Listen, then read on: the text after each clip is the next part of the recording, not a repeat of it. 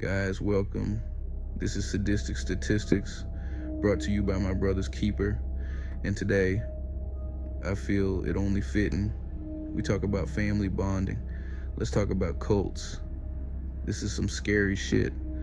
It's almost like right out of a horror movie, but it's real fucking life. America has a history of cults that is just like fucked up. These groups with their charismatic leaders and promises of something better have lured in shit tons of people, and it often ends in tragedy. We're talking murder, suicide, you name it. It's dark, it's twisted, fucking wild. So please, get ready to go down the rabbit hole with me. We're diving deep into the dark and mysterious world of America's creepiest cults. We're going to uncover the chilling facts, the secrets, the lies. This is gonna be wild as hell, you guys. Okay. So we have to start with Charles Manson. He was like the poster child for creepy cult leaders. The guy had this hold over people, especially young women. It was like they were under his spell or something. The murders, the way they were carried out, it was like something out of a nightmare. Sharon Tate is just heartbreaking. They believed in this whole helter-skelter thing, this apocalyptic race war that Manson predicted. He thought he was like this prophet or something. And he convinced his followers to commit these horrific acts to somehow speed it along. It's terrifying. This one still blows my mind. Heaven's Gate, led by this guy, Marshall Applewhite, who called himself Dew. They believed that a spaceship was coming to take them to a higher level of existence. And they were convinced that the Hale-Bopp comet was a sign. They even went through this ritual where they castrated themselves because they believed they had to be free of all earthly desires. And then the mass suicide. 39 people, all dressed in those matching outfits, dead. They drank poison mixed with applesauce. It's just like beyond tragic.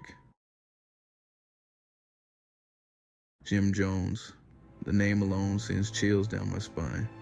He started out seeming like this charismatic preacher, you know. He preached about equality and helping the poor, and he attracted a lot of followers, but then it got dark, like really dark. He moved his followers to this remote settlement in Guyana called Jonestown. Jonestown was like his own little kingdom, and he ruled it with an iron fist. Over 900 people, including over 300 children, died in a mass suicide. They drank cyanide-laced Flavor Aid, which is often misreported as Kool-Aid. I can't even imagine.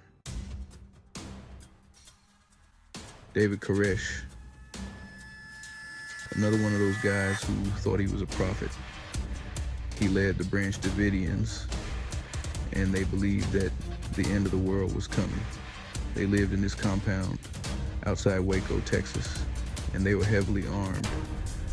Koresh had multiple wives, some of them underage, and he claimed to have children with all of them. Then came the siege. The ATF and FBI surrounded the compound, and it turned into a 51-day standoff.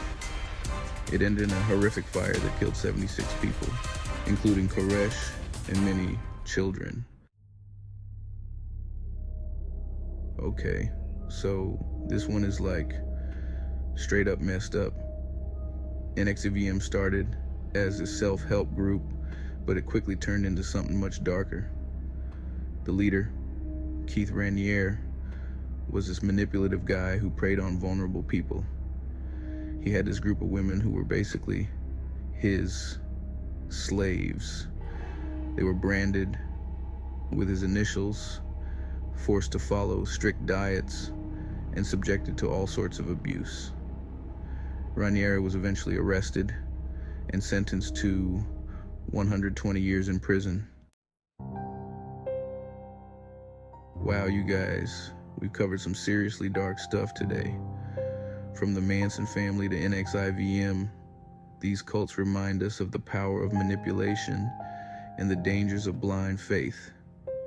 Give it a thumbs up and subscribe for more deep dives into the dark side. Hit that notification bell so you don't miss out. Let me know in the comments which cult you found the most shocking. Question everything, think for yourselves, and stay safe out there.